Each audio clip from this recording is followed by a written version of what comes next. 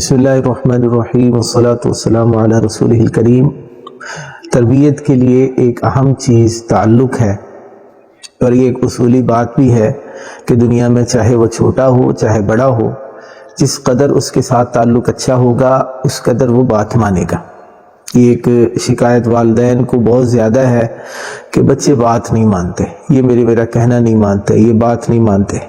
تو بات یہ ہے کہ ہمارا ان کے ساتھ تعلق کیسا ہے۔ تو تعلق سے متعلق اگر آپ دیکھنا چاہتے ہیں کہ بچے کے ساتھ آپ کا تعلق کیسا ہے، تو یہ دو پوائنٹ آپ کے سامنے ذکر کرتے ہیں۔ اگر آپ ان کو دیکھ لیں تو تعلق کا اندازہ ہو جائے گا۔ جیسے اگر کوئی یہ جاننا چاہتا ہے کہ اس کا اپنے بچے کے ساتھ تعلق کیسا ہے، تو اس کے لیے دو باتیں ہیں۔ نمبر ایک، اگر آپ کا بچہ آپ سے اپنے ذاتی مسائل اور خیالات شیئر کرنا چاہتا ہے، اگر آپ کا بچہ آپ کے ساتھ ٹائم گزارنا چاہتا ہے، آپ کی زندگی کے بارے میں جاننا چاہتا ہے، تو اس کا مطلب ہے کہ آپ کا بچے کے ساتھ تعلق اچھا ہے۔ اور اگر تعلق میں کمی ہے تو آپ کو اپنے اوپر محنت کرنی ہے، نہ کہ بچے پر۔ اپنے اوپر محنت اور تعلق بنانے اور اچھا کرنے کے لیے مندرجہ ذیل چند باتیں ضروری ہیں، 8 باتیں ضروری ہیں جو ترتیب وار آپ کے سامنے عرض کرتے ہیں۔ نمبر 1، مکالمہ، بات چیت کرنا بچے کے ساتھ۔ اگر فرمایا کہ جتنا مکالمہ بڑھائیں، جتنا مکالمہ زیادہ ہوگا اتنا ہی تعلق مضبوط ہوگا، اور جتنا تعلق مضبوط ہوگا اتنا ہی مکالمہ زیادہ ہوگا۔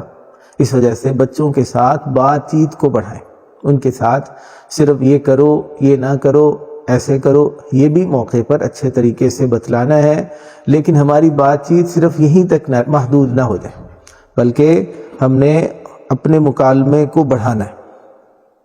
اور مکالمے اور بات چیت کے دوران اس بات کا بہت خیال رکھنا ہے کہ کسی کام سے بچوں کو فوراً منع نہ کریں۔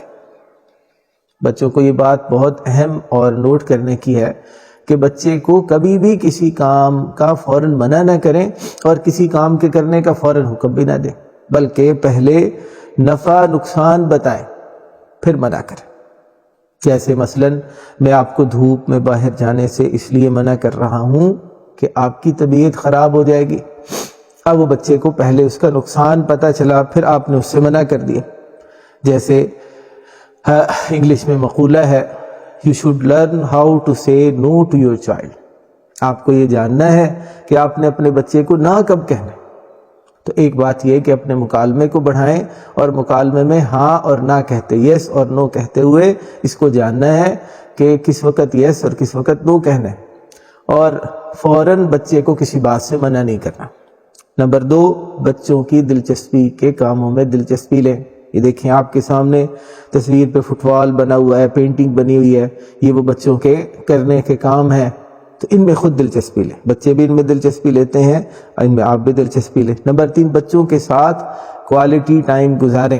آپ وقت گزارتے ہیں، سارے ماں باپ بچوں کے ساتھ وقت گزارتے ہیں، لیکن ایسا وقت گزارے جو کہ کوالٹی ٹائم ہو۔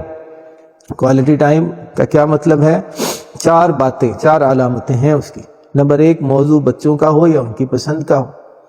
نمبر 2، بچوں میں دوبارہ بیٹھنے کی چاہت ہو۔ نمبر 3، جلدی کا ماحول نہ ہو۔ نمبر 4، بچوں کی طرف بھرپور توجہ ہو، موبائل فون ہاتھ میں نہ ہو۔ یہ چند باتیں یہ ضروری ہیں کوالٹی ٹائم کے لیے۔ تو تیسری بات جو عرض کی وہ یہ کہ بچوں کے ساتھ کوالٹی ٹائم گزاریں۔ نمبر 4، بچوں پر اعتماد کریں۔ اعتماد کا کم سے کم درجہ یہ ہے کہ کسی بھی قسم کا شک نہ کیا جائے۔ کسی کام کے کرنے پر حتمی طور پر یہ سمجھنا کہ یہ کام اس نے نہیں کیا ہوگا، یہ بدگمانی ہو جائے گی، اس سے بچیں۔ نیت پر شک کرنے سے بچیں۔